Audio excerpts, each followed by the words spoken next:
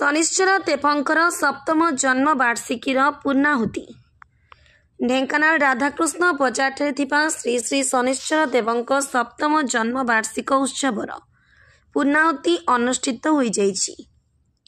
गत अक्षय तृतीया दिन स्थानीय बड़ जोराठारु पूजा अर्चना करा जाई 25 रु ऊर्ध्व कलश धरी सहर परिक्रमा करी मंदिर प्रांगण को अणा जाइथिला। परे अधिवास पूजा मंडल आदि पूजा अग्नि संस्कार करा जाइथिला।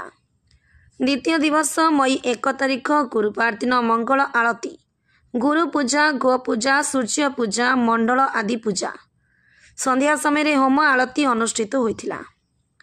अद्य शुक्रवार तृतीय दिवस रे शनिश्चरंक यज्ञ पूर्णाहुति और परे प्रसाद सेवन करा जाइथिला।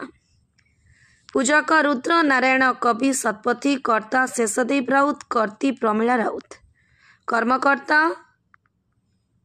नंदकिशोर ब्रह्म, विनोद बेहरा, खगेश्वर ओझा, कार्तिक महापात्र, देवेंद्र ओझा, पुष्पलता महाराणा, प्रियव्रत बेहरा, सुलोचना सेंढ, गगन माटी, स्मृतिरंजन राउत, टिप्पू बेहरा, भवानी बेहरा, चंदन बेहरा, चित्रलेखा राउत, हेमालिनी राउत, सरस्वती राउत, मीना पारिक, सुचिस्मिता बारिक प्रमुख उपस्थित रही पूजा कार्य परिचालना करथिले।